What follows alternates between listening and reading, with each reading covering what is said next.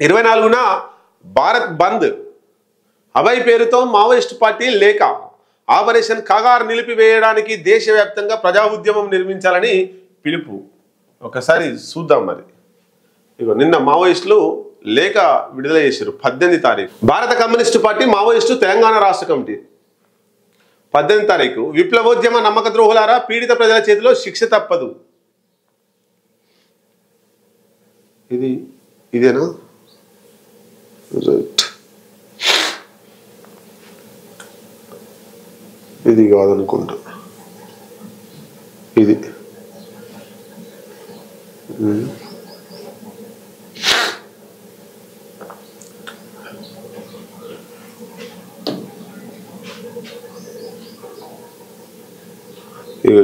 Right. భారత communist party Maoist కేంద్ర committee, రాష్ట్ర కమిటీ కాదు, కేంద్ర కమిటీ విడుదల చేసింది. ఎప్పుడు? 15 తారీఖు అక్టోబర్, మొన్న 15 తారీఖు రిలీజ్ చేసింది. కార్పొరేట్ల ప్రయోజనాల కోసం కేంద్ర రాష్ట్ర ప్రభుత్వాలు కగారు యుద్ధాన్ని సాగిస్తూ మా పార్టీ కేంద్ర రాష్ట్ర కమిటీ సభ్యులను, పార్టీ కార్యకర్తలను హత్య చేయడానికి వ్యతిరేకంగా అక్టోబర్ 18 నుండి 23 వరకు నిరసన వారాన్ని పాటించండి. అక్టోబర్ 24న దేశవ్యాప్తంగా బంద్ను విజయవంతం చేయండి. నారాయణపూర్ జిల్లాలోని మాడ్, బీజాపూర్ జిల్లాలో నేషనల్ పార్క్, కర్రెగుట్ట ప్రాంతాల్లో, సుక్మా జిల్లాలో, పశ్చిమ సింగ్ భూమ్ జిల్లాలో ఒడిశా కేంద్ర రాష్ట్ర ప్రభుత్వాలు 5.5 నెలల పాటు కొనసాగించనున్న కగారు యుద్ధ నిలిపివేతను డిమాండ్ చేస్తూ దేశవ్యాప్త ఉద్యమాన్ని నిర్మించండి అంటూ సిపిఐ మావోయిస్టు కేంద్ర కమిటీ 15 తారీఖు ఒక రిలీజ్ చేసిన లెటర్. మరి ఇది ఎవరి పేరు మీద రిలీజ్ చేసింది అన్నప్పుడు అభయ్, అధికార ప్రతినిధి, కేంద్ర కమిటీ, భారత కమ్యూనిస్టు పార్టీ మావోయిస్టు అని మనం చూడొచ్చు. అయితే 24 తారీఖున పెద్ద ఎత్తున దేశవ్యాప్తంగా మావోయిస్టుల బంద్కు పిలిపించింది. ఎందుకు? ఈ ఛత్తీస్గఢ్లో సుక్మా జిల్లా కావచ్చు, అబుజ్మడ్ అడవులు కావచ్చు, దండకారణ్యం కావచ్చు, బస్తర్ కావచ్చు, అన్నిట్లలో ఆపరేషన్ కగారు పేరుతో పిట్టల్ని కాల్చినట్టు కాల్చేసి చంపేస్తుంది ఈ ప్రభుత్వం. దొరికినా కూడా వదిలిపెట్టకుండా ఎన్కౌంటర్ కథలు అల్లి చంపేస్తుంది అనేటువంటిది మావోయిస్టులు ఆరోపిస్తున్నారు. ఇక 2 ద్రోహులు మా పార్టీ నుంచి పోయిరని చెప్పేసి వాళ్ళను ద్రోహులుగా ప్రకటించి, ఎవరిని? మల్లోజుల వేణుగోపాల్, అట్లాగే ఆశన్న, తక్కెళ్ళపల్లి వాసుదేవరావు, ఈ ఇద్దరిని కూడా విప్లవ ద్రోహుల కింద కట్టి వీళ్ళకు ప్రజా కోర్టులో శిక్ష తప్పదు అని హెచ్చరించింది. వాళ్ళిద్దరిని కూడా టార్గెట్ చేసింది. ఎందుకు మరి?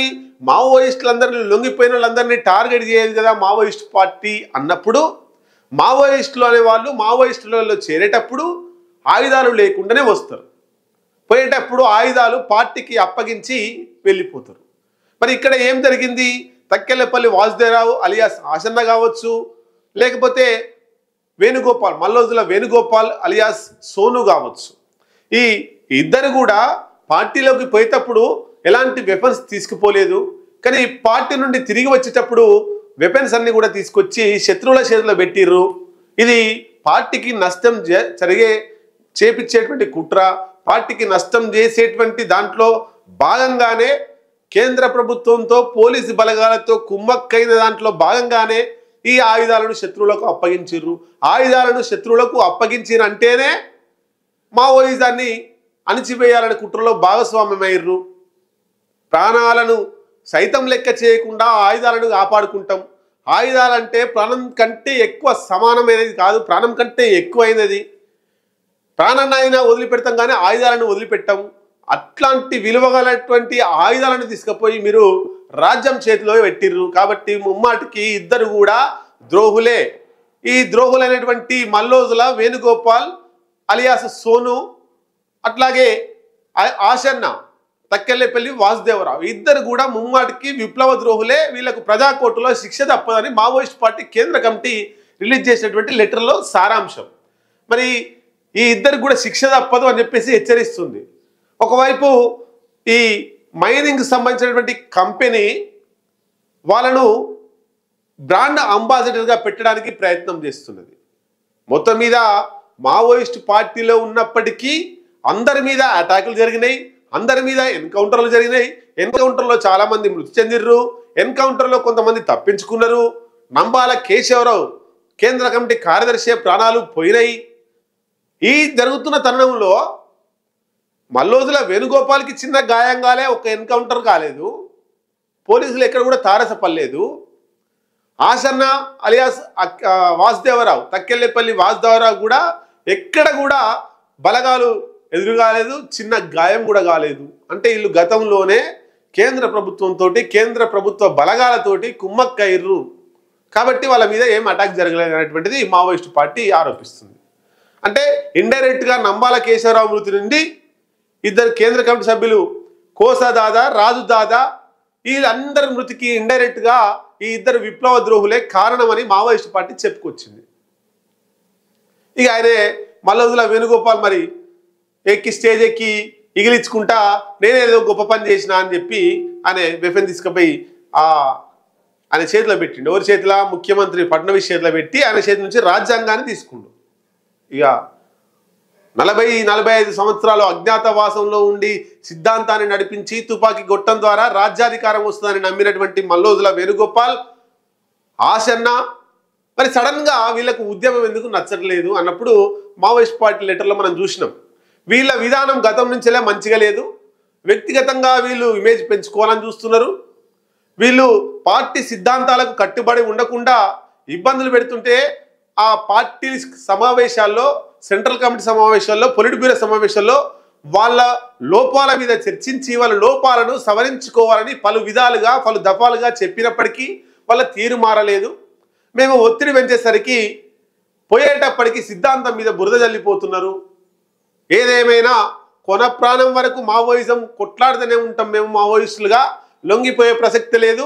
విప్లవ ద్రోహులు చేసినటువంటి ద్రోహం వల్ల కొంతకాలం పాటు మావోయిస్ట్ పార్టీకి నష్టం జరగవచ్చు, కానీ అంతిమ విజయం మావోయిజందే అని చెప్పేసి కేంద్ర కమిటీ రిలీజ్ చేసింది. ఇవన్నీ కూడా జరుగుతున్నాయి.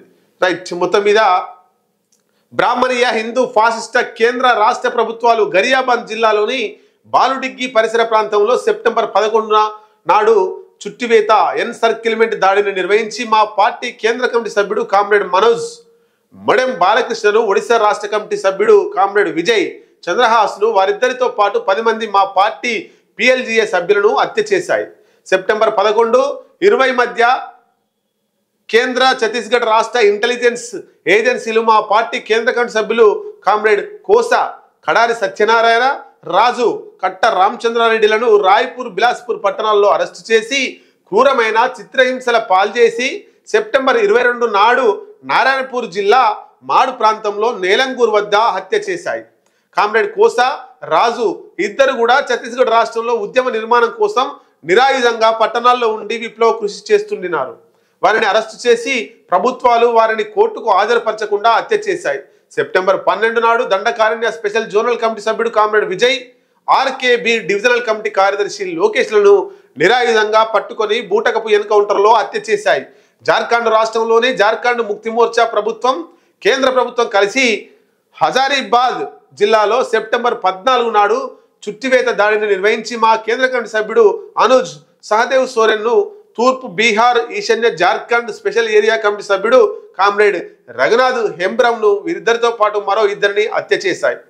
ఈ హత్యలకు వ్యతిరేకంగా అక్టోబర్ 18 నుండి 23 వరకు దేశవ్యాప్తంగా నిరసన వారాన్ని 24 నాడు బంద్ను పాటించాల్సిందిగా దేశ ప్రజలందరికీ విజ్ఞప్తి చేస్తున్నామంటూ ఈ లేఖను విడుదల చేసింది. ఏదేమైనా మొత్తం మీద మేము లొంగిపోయే ప్రసక్తి లేదు, మా సిద్ధాంతాన్ని కొనసాగిస్తాం, అడవులలోనే ఉంటాం, మేము సాయుధ పోరులోనే ఉంటాం, ఆయుధాలు విడిచే ప్రసక్తి లేదు, రాజ్యానికి తలవంచే ప్రసక్తి లేదని వాళ్ళు బల్లగుద్ది చెప్తున్నారు.